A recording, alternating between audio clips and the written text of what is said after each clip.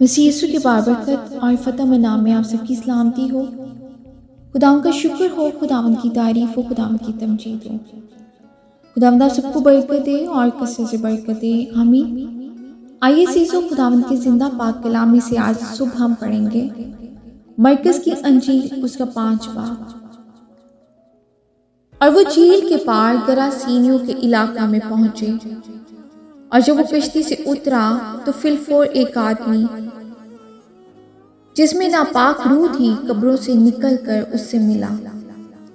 وہ قبروں میں رہا کرتا تھا اور اب کوئی اسے زنجیروں سے بھی نہ باندھ سکتا تھا، کیونکہ وہ بار بار بیڑیوں اور زنجیروں سے باندھا گیا تھا۔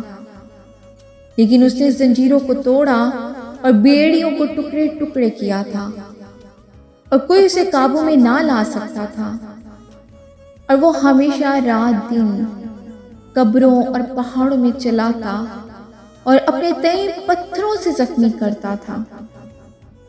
اور وہ یسوع کو دور سے دیکھ کر دوڑا اور اسے سجدہ کیا، اور بڑی آواز سے چلا کر کہا، آئے یسوع خدا تعالیٰ کے فرزند، مجھے تجھ سے کیا کام؟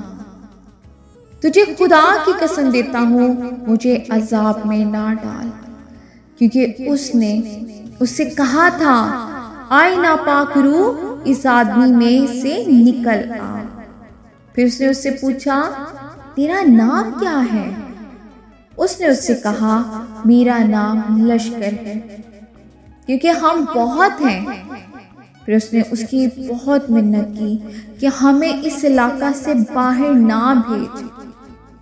اور وہاں پہاڑ پر سوروں کا ایک بڑا گول چر رہا تھا۔ بس انہوں نے اس کی منت کر کے کہا کہ ہمیں ان سوروں میں بھیج دے تاکہ ہم ان میں داخل ہوں۔ بس اس نے ان کو اجازت دی، اور ناپاک روحیں نکل کر سوروں میں داخل ہو گئیں، اور وہ گول جو کوئی 2000 کا تھا کڑکڑاہے پر سے چپٹ کر جھیل میں جا پڑا اور جھیل میں ڈوب مرا۔ آمین جی۔